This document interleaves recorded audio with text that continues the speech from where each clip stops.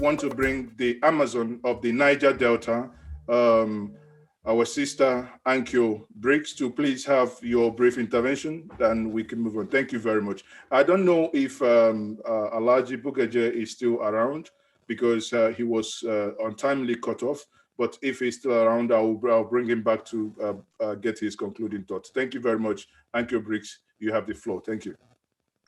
Thank you very much. Good afternoon, everyone. I will be fast so that I can throw in a few things. First of all, I want to state clearly that I am in full and total support, 100%, of what our children have done in the past 14 days.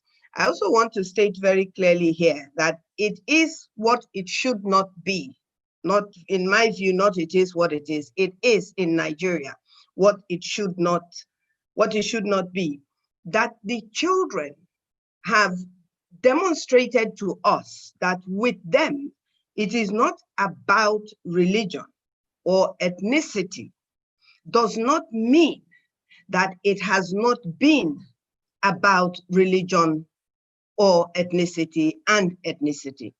It has always been, and unless we make a conscious effort to remove it, it will remain about religion and about ethnicity. The first way to do that is for the president to reappoint, remove all the appointments he's made by ethnicity and by religion. That's the first thing he will do, to show me, to show everybody else that this government, that what we are facing and enduring in Nigeria today is not about religion and that it is not about ethnicity. That he feels only a people of one religion and one ethnicity can be in a position of power or authority is totally unacceptable.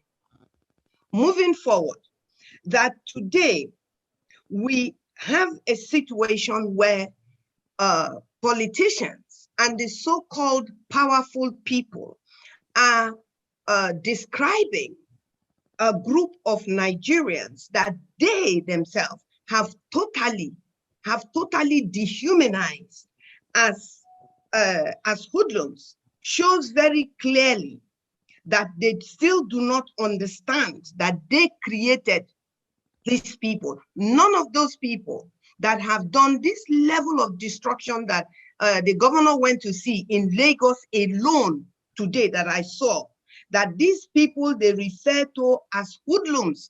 The dictionary states very clearly that this word hoodlum came about, first of all, on the 13th of December in 1866. So power, political power, and injustice have created hoodlums centuries ago. Coming back to Nigeria, I agree with the professor, and if he can afford that, achieve that for Nigerians, that the bank accounts of politicians in the United Kingdom or in Europe even should be closed under whatever reason that they can find, that it should be done and should be done immediately. The children of politicians that are in the best schools, when our children here cannot even attend university, there is no university that I will send my own children to, but I'm not a politician, so I'm not using Nigeria's money. Now, every child that is going to school and is a politician's child, and that politician cannot prove that that salary is paid, that the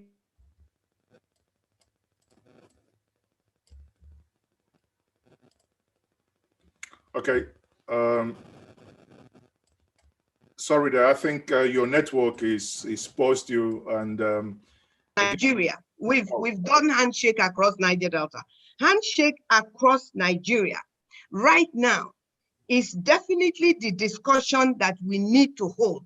But I refuse to delude myself or deceive myself that having a discussion titled Handshake Across Nigeria necessarily is going to produce what we want to discuss, when we will not be allowed to propose from our various states and local government areas and geopolitical zones our desires for what we believe is going to be the best option for Nigeria. We will just be talking as we have always done.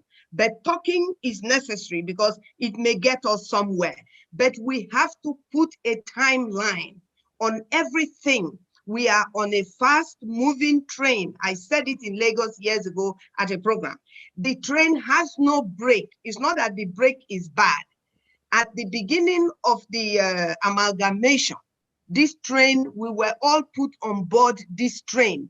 And the people who built this train and put us on this train purposely did not put a brake on the train because they have a timeline for the train to crash. It's either we find a way to get off the train or the train is on its way to crashing. It may not crash, it will crash. Now, by saying that the fact, therefore, that Nigeria has been governed by fear, and that fear actually is something that is perceived to be a danger to us. In Nigeria, fear is not perceived. We live in fear. Fear is part of our existence, and we have to reject this fear and resist this fear. Now, one, I want to round up. I want to say that the senators have no excuse, no right, no business to be earning the amount of money they are earning. They're supposed to be earning 500,000 naira or so. Now, I have to buy them clothes. I have to buy them newspaper. I have to give them houses. They change their cars every year, their computer, their laptop, their phone. This is, look, this is daylight stealing everybody. I have friends who are senators. I don't have relatives who are senators. I have friends who are senators. What they have done to this country, that they can go there every 4 years and bring themselves back and increase the salaries, that it's not salary, increase their lootings that they take from Nigerians is shameful. And I feel really pained that we have senators, Nigerians, that say that they are speaking for us, and yet they collect this amount of money. What are they doing with the money? For their constituents, what are they doing with that money? Nigeria is at a place where it's already self-destruct, and any way to save it is to have a restructured Nigeria. If you don't want to restructure Nigeria, let everybody go their own way. I'm begging, please. Thank you very much, Mr. Annkio Briggs. You know, as firebrand as always. At some point, I said, interjected with off the mic. And as funny as that may sound, that is the new cliche of when truth is being said, that some people might begin to think it might break the eardrums. You know, and as you're saying that, I was busy looking at the only senator, and sorry, he's alone here, you know, but he will take the beating on behalf of his colleagues, and you know, being the minority being the minority leader as well, and probably that will make him pass back the message that we are conveying here. Probably at the end, we might have to give him some chance if he has any clarifications to make. But as I can see from the chat section, maybe people don't want him to do that. They just say, take the message, what the people have said, back to the assembly. On that note, I would say thank you once more, everyone, for making out the time to join us. We would now have to, we have actually scheduled for more 3 speakers, but I cannot find them here. So if you can indicate.